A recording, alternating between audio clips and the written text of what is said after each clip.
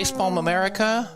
FacepalmAmerica.com is where you can find more information about the show. I'm Beowulf Rockland. You can also go there to connect with us on social media to listen to past episodes.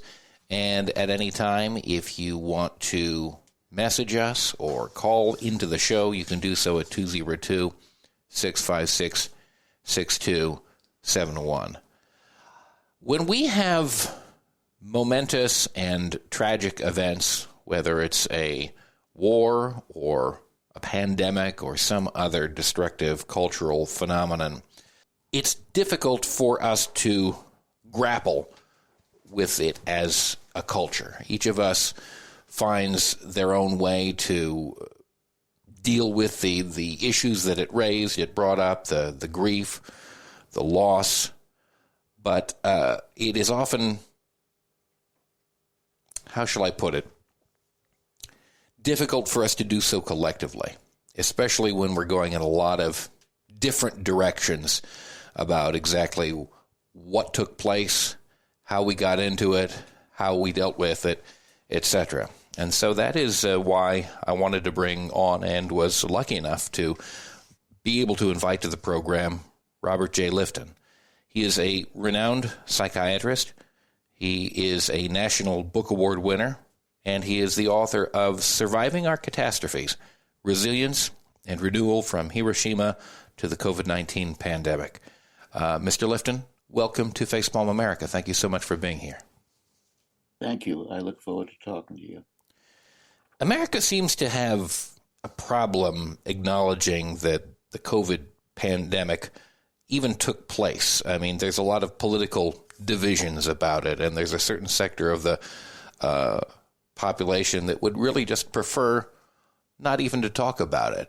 I had a guest on this program not too long ago that is advocating the creation of a national COVID-19 memorial, and is also advocating for more cultural awareness of that. She mentioned to me that she could only find one memorial to the 1918 flu pandemic, and that happened to be in Vermont, and the reason it was there was because it eliminated, killed virtually the entire town, but there was almost nothing else. And we speculated that, if we had that same cultural background, that if we referred back to and had as much awareness of World War II as we did the flu pandemic of 1918, that perhaps the response to COVID-19 might have been better. Isn't the first step to recovery admitting that you had a pandemic? Absolutely. If there is not recognition of a catastrophe, there's no way of becoming a survivor of it.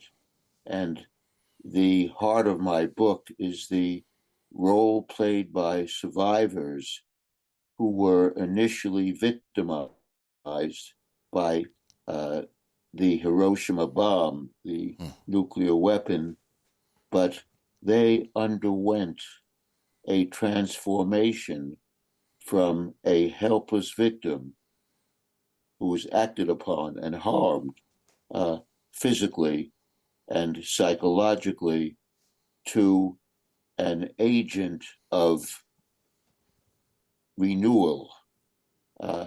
And that happened through the formation of groups of Hiroshima survivors, often led by what are called emergent leaders, who emerge from them with an immediate sense of their pain and struggle, and with whom they form a bond.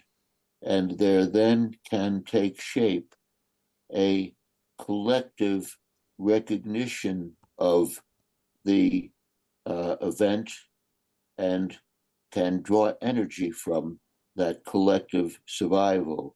And in that way, there is a kind of transformation from the helpless and abused victim to the life-enhancing survivor.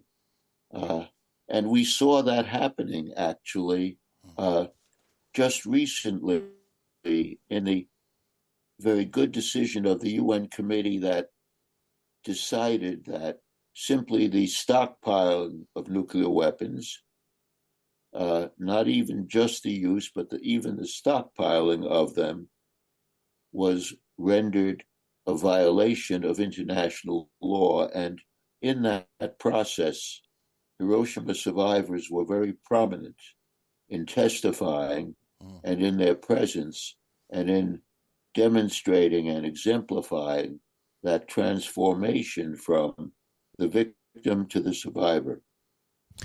Indeed, and the guest that we had on to discuss the COVID-19 memorial, Kristen Urquiza, her father was killed in the COVID-19 pandemic, and she made that transformation from being a victim in grief to becoming a survivor who is now an activist for creating a greater public consciousness around this.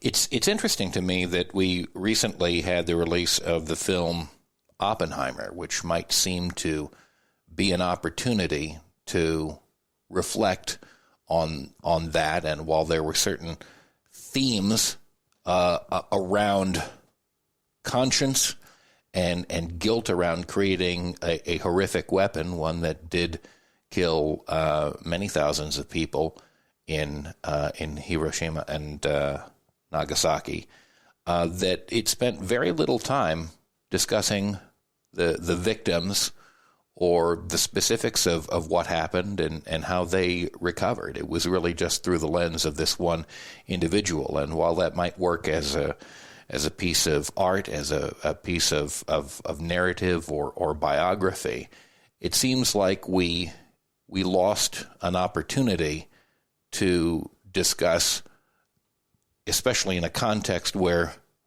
a major nuclear power, Russia, has invaded another country in a land war and threatened to use nuclear weapons to discuss exactly the sort of thing that you're talking about here. What should we be discussing around Oppenheimer that was missed in the film itself? Well, I agree with you. That was a failing of the film. The film was in some ways made skillfully by a filmmaker with considerable experience and reputation, but somehow in evoking Oppenheimer or rendering a version of him, the filmmaker certainly sought to make Americans more aware of the danger, but by leaving out what happened at the other side of the weapon, the film failed to recognize or bring forward what actually was experienced by people in Hiroshima. There was a moment when he thought about it, but there were no renderings of Hiroshima itself and the very powerful images of people who were injured by it or created keloids and who were devastated by it. So that was, in a way, even a skillful filmmaker being in some way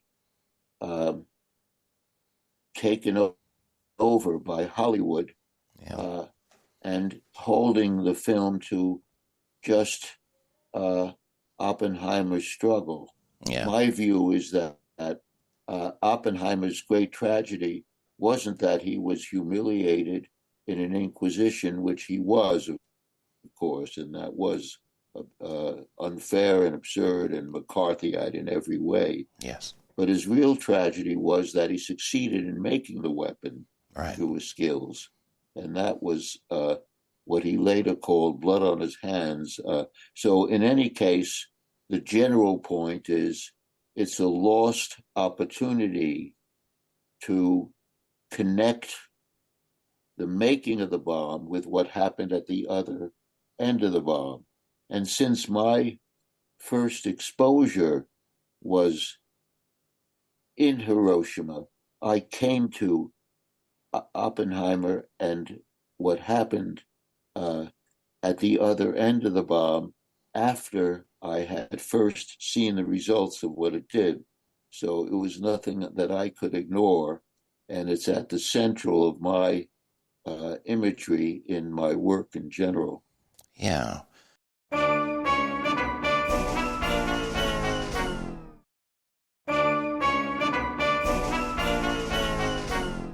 It's a shame because there was just a moment where you saw the actor playing Oppenheimer looking at a screen, and you knew that what he was looking at were the images that you are talking about.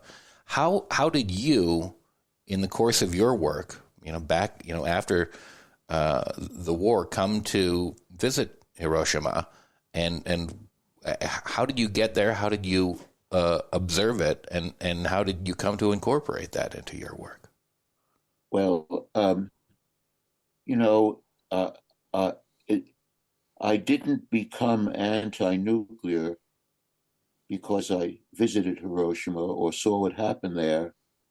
I visited Hiroshima because I was anti-nuclear already. Right. I was anti-nuclear because I belonged to a small group in Cambridge around David Reisman, the great social theorist, who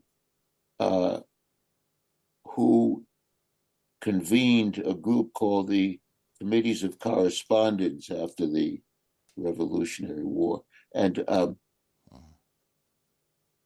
he himself not only opposed the weapon, but probed how the weapon was influencing society.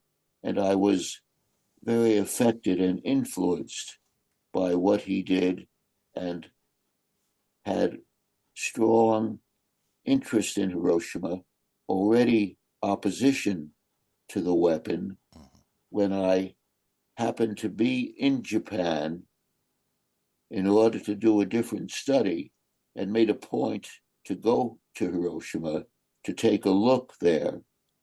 And when I got there, I found that although it had been 17 years since the city had been had experienced the cruelest weapon in human history, nobody had studied the overall experience. People had studied immediate responses of a few people, but nobody had taken the trouble to look at the large picture of the weapon being used, its overall impact, the effects on the city, the responses, and I was able to arrange to do just that. And that, of course, changed my life and deepened my experience with what happened at the other side of the weapon. And I could never separate what I saw in Hiroshima from looking at the creation of the bomb and the role of Oppenheimer and the other scientists. I'm interested to find out how you would compare the way that the Japanese people coped psychologically with the dropping of the nuclear weapons on two of their cities, the destruction that it caused, and the cultural healing process that went on there, with what we've experienced so far in the United States. And although COVID-19